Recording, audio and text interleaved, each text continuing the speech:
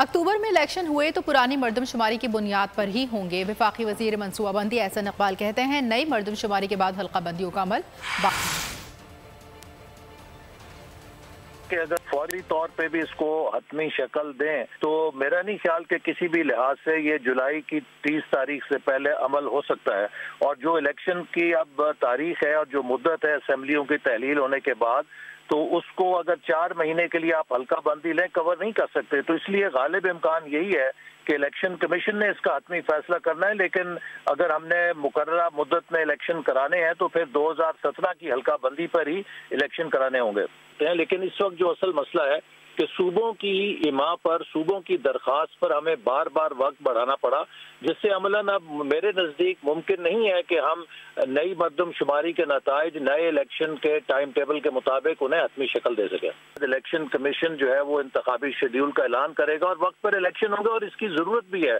इसकी ज़रूरत इसलिए है कि पाकिस्तान का जो इस वक्त हमने एक बहाली का अमल शुरू किया है मईशत का, अगर हम बेयकीनी को तूल देंगे और ये IMF का जो स्टैंड बाई प्रोग्राम है इसकी मुद्दत भी 9 महीने है, तो हम फिर मुल्क को किसी एक नए मुआशी बहरान की तरफ धकेल सकते हैं। लिहाजा वक्त के ऊपर इंतखाबात होके एक मजबूत मुस्तहकम हुकूमत का क़याम पाकिस्तान की मुआशी जरूरत भी है।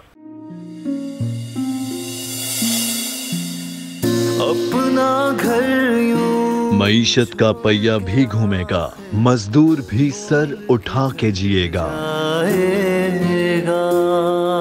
खेतों में हरियाली लहराएगी, किसान भी खुशियां समेटेगा। वक्त गुजर उम्मीद के चिराग जलते रहेंगे, महंगाई से भी जान छूटेगी। फैसले की घड़ी पाकिस्तान जीता है और पाकिस्तान ही जीतेगा। बोल बनेगा अवामी मसाइल की आवाज। पड़ेंगे कठिन फैसले, बात होगी मसाइल की लेकिन हल के साथ। देखिए खुसूसी नशरियात मिशन मईशत बुध के रोज 1 बजे सिर्फ बोल न्यूज पर।